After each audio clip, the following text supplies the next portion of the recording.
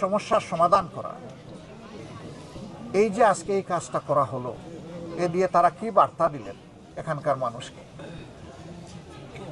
রেজাউল করিম ভাই আর ফিরে আসবে না, কিন্তু আপনারা সবাই আর বাড়বে না তো ভাই, কেমনে বাড়বে একটু শুনেন কষ্ট করে। তো উনি আর ফিরে আসবেন না, কিন্তু আপনারা তো সবাই আছেন ইনশাআল্লাহ। এখানে তার কবর, আমি এই লাশের আমানত আপনাদের কাছে রেখে গেলাম।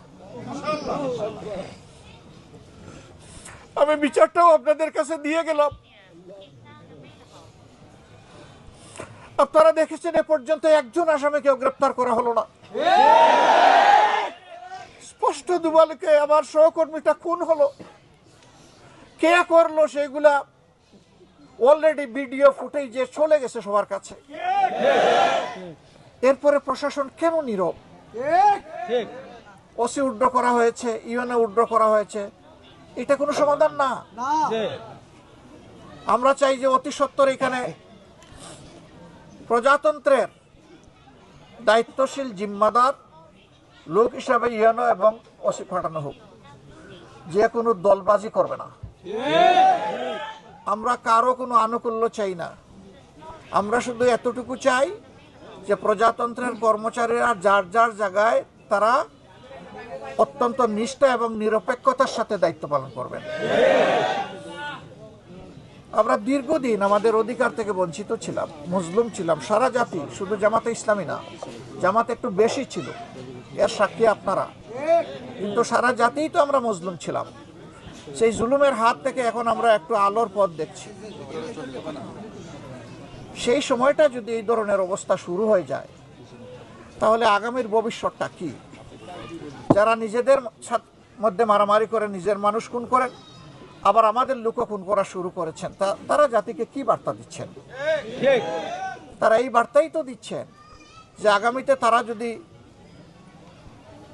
কোনো কায়দায় এই জাতির নেতৃত্বে চলে আসে, তাহলে এই জাতিকে তারা শান্তি দিবে না। আবার খুনের রাজনীতি, আবার ছুপ ছুপ রক্ত আর খাড়ি খাড়ি লাশ সারা বাংলাদেশ পাবে। আপনারা কি এটা চান? আমরা একটা শান্তির বাংলাদেশ চাই, যেই বাংলাদেশে শিশু, কিশোর, কিশোরী, তরুণ, তরুণী, যুবক, যুবতী, প্রৌঢ়, বৃদ্ধ, বৃদ্ধা, সমস্ত মানুষ ইজ্জত এবং নিরাপত্তার সাথে থাকবে। বিশেষ করে আমাদের মায়েদের নিরাপত্তা নিয়ে আমরা বর্তমান পরিস্থিতির উপর শঙ্কিত। কি হুমকি ধুমকি বিভিন্ন জায়গায় কি করা হচ্ছে সাক্ষী আপনারা।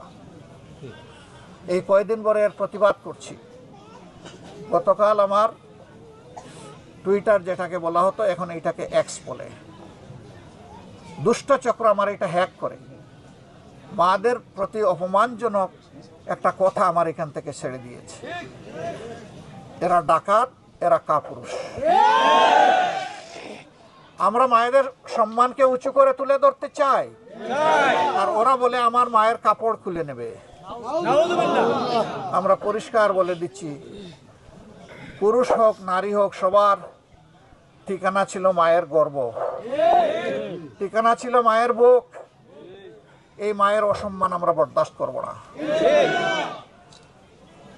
মাদের প্রতি আমাদের এই ভালোবাসা এবং এই সম্মানকে যারা কলঙ্কিত করতে চায়, জাতি তাদেরকে ক্ষমা করবে না।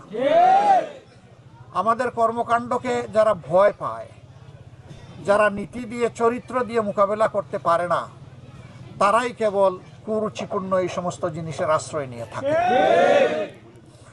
দুনিয়ার মানুষকে বোকা ভাববেন না। আপনিও জ্ঞানী, কিন্তু মানুষও জ্ঞানী। সব মানুষ সব মামলতবাজি, সব ধরনের ধান্দাবাজি ধরে ফেলে, এটা সময় লাগে না। আমরা আবারও বলবো, দোয়া করেন একটা শান্তির বাংলাদেশ আপনাদেরকে সাথে নিয়ে যেন আমরা করতে পারি। আমাদের মা বোনদের জন্য যেন একটা নিরাপদ বাংলাদেশ উপহার দিতে পারি। যুবক যুবতীদের হাতে যেন আমরা দেশ গড়ার কারিগর হিসাবে কাজ তুলে দিতে পারি। আমাদের ভাই কারো কাছে বেকার বাতার দরকার নাই।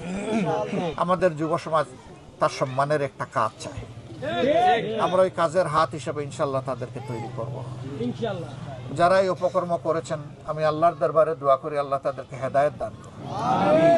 যারা মানুষ খুন করে, ওই সময় হাদিসে এসেছে আল্লাহ তাআলা তাদের দিলের উপর থেকে ঈমানকে তুলে নিয়ে যান। তারা তওবা করুক, আল্লাহ তাদেরকে হেদায়েত দিন, তারা মানুষ হোক, তারা মানুষকে সম্মান করতে শিখুক, কল্যাণের ধারার রাজনীতিতে ফিরে আসুক, পৈশাচিক অমানবিক ধারার রাজনীতি তারা পরিহার করুক। আল্লাহ আমাদের সকলকে এই তৌফিক দান করুন। অনির্ধারিত এই সময়ে আমি বিশ্বাস করি আমার ভাই শহীদ রেজাউল করিম, তার প্রতি আপনাদের ভালোবাসার কারণেই আপনারা এখানে এসেছেন।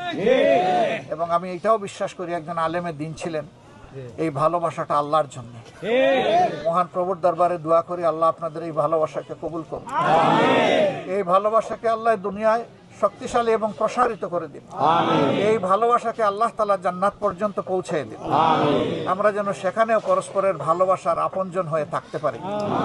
আপনারা দোয়া করবেন, ভাইয়েরা দোয়া করবেন, মায়েরা দোয়া করবেন, আমাদের সালাম সবার কাছে পৌঁছে দেবেন। আল্লাহ তাআলা সময় সুযোগ দিলে আবারও আসবো ইনশাআল্লাহ।